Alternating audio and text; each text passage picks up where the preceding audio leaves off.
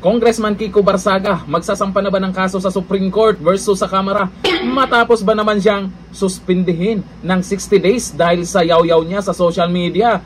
Saan na yung mga congressman na pumaldo sa flood control project na yan? Sa mga buhaya dyan? Yan dapat ang unahin nyo, yan ang issue.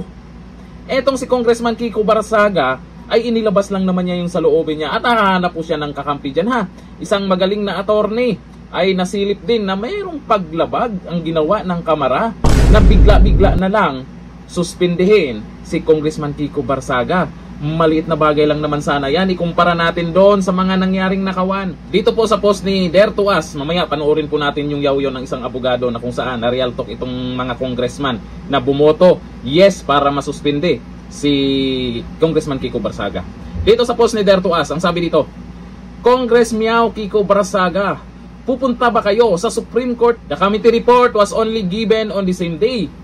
That same afternoon pala sa members of the House of according to Congressman Leandro Legarde Leveste, tapos voting na agad. Walang enough time to read sila. Sure kahit sabihin pang predetermine na ang vote. Pero wala bang nilabag sa rules? Due process? Parang naalala ko, parang nangyari din to kay BP Sara Duterte ha. Parang madalian din ginawa. Like the impeachment of the Vice President same day. Tapos pinatayan pa kayo ng mic o habang nagsasalita itong si Congressman Kiko Barsaga, naka-inop yung mic. Parang ayaw siya pagsalitain na. But really, kaya bang basahin at i-review lahat ng nag-vote yes for your suspension same day? Ang nasa rules din ba first offense, suspension? Ang bilis nila. Akalain mo ba naman? Congressman Sandro Marcos, binabanatan din niya.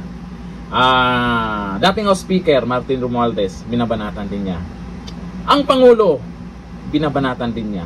Ayon sa mga sigaw din ng iba, karamihan po ay yan po yung sinasabi, yan din po ang sinasabi ni Congressman Kiko Barsaga at nagba-viral yung mga post niya sa social media. Ngayon, eto yung ginawa sa kanya. Pero nakahanap siya ng kakampi dyan. Si Attorney Rowena Guanzon, may pinagyayaw-yaw tungkol sa Kamara.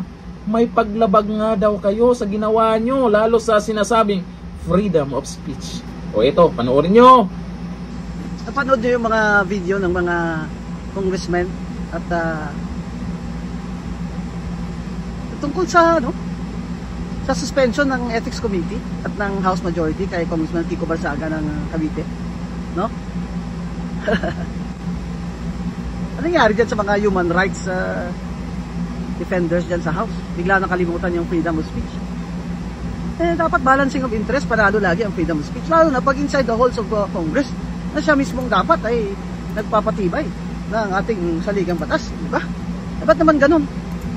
Pag ang congressman, si Kiko, ay nagkikriticize kay BBM, tinatawag siyang magnanakaw o mandrugas, magnanakaw, isususpindi nila.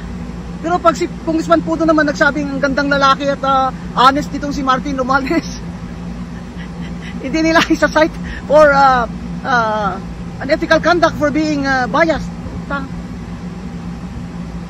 Ano nangyari dyan sa human rights defender sa House?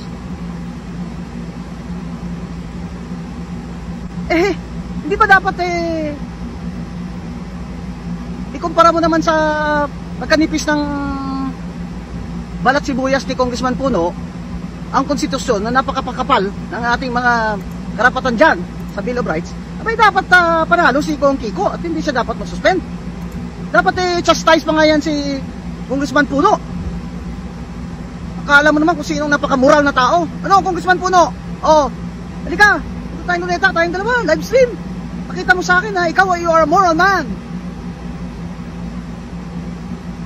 Akala mo naman kung sinong ikaw na... Hindi ka ba immoral? Wala ka bang ginawang mga immoral? Pero sa loob ng House of Representatives, pag freedom of speech ang pag-uusapan, ay dapat hindi na nga yan iniisip pa. Dapat agad mo nang, kung ikaw ay talagang napasok yun sa ulo mo, tikat-tikat na mga utukote nyo dyan, Article 3 kon ng konstitusyon, dapat hindi nyo na nga yan pinag-iisipan. Sabihin nyo, freedom of speech yan Ayoko lang yung manner of saying it. Gaya nung Attorney Commissioner Guanzon, freedom of speech yan, pero ayoko lang yung sinasabi, tanga kayo dyan You don't like him, that's why freedom of speech does not apply to him. You don't like what he's saying because that's why freedom of speech does not apply to him. Freedom of speech applies only if you like what he's saying. You pretentious. Alam nyo sa ginagawa nila, lalo lang nilang pinapasikat itong si Congressman Kiko Barsaga. Dahil sa ginawa kay Congressman Kiko Barsaga, lalong magigigil yung mga nakasuporta sa kanya at lalong maraming susuporta sa kanya. Alam nyo naman, yung mga Pinoy, kung saan yung dihado at alam nilang nasa tama, aba, yun ang papanigan nila. Yun ang papanigan ng karamihan. Pansin nyo, pag nagsasalita si Congressman Kiko Barsaga, maraming sumusuporta sa kanya. Eh yung mga buhaya, kung nagsasalita, pinagtatawanan na sila. Diba? Itong si Atty. Rowena Guanzon, isang magaling na abogado yan. Kaya alam niya kung ano yung tama o mali sa ginawa po dyan sa Kamara. Masyadong minamadali nila. Ano yung gusto nila? Patatahimikin ito. Dahil lang ba sa mga post sa social media?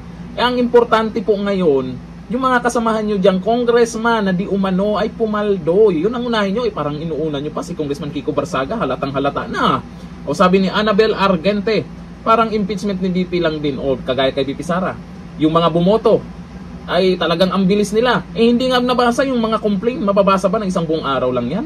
Agad-agad yan? Sabi ni Madid Normala, parang yung pag-impeach nila kay VP at pag-aresto nila kay PRD, walang due process, minamadali nila agad-agad. Bakit nila minamadali? Nito yan. Kagaya niyan, meron pala silang plano na suspension. Eh kung paabutin ng kinabukasan o susunod na araw, pag-uusapan sa social media yan, marami nang mag-iingay dyan, marami nang magre-react dyan, kaya posibleng maalanganin sila. Kaya sa nangyari, same day, napag-usapan, pakpak ganun, pinabutuhan ka agad, ayun, desisyon ka agad, ganun lang yung ginagawa nila. Grabe naman talaga kayo, halata na kayo. Marami pa rin talagang mga buhaya, pero kahit papano, marami din namang kakampi tayo dyan sa Kongreso. Hindi nadadaan sa ganyan. Basta ang gusto lang nila, mailabas ang katotohanan. Itong si Congressman Kiko Barsaga, wala namang record to na korupsyon. Number 1 ngayon ang unahin nyo. Yung sa issue ng korupsyon. Bakit maraming nagrarally? Dahil sa korupsyon. Yun. Gising. Panagutin yung mga buhaya. Hindi si Congressman Kiko Barsaga.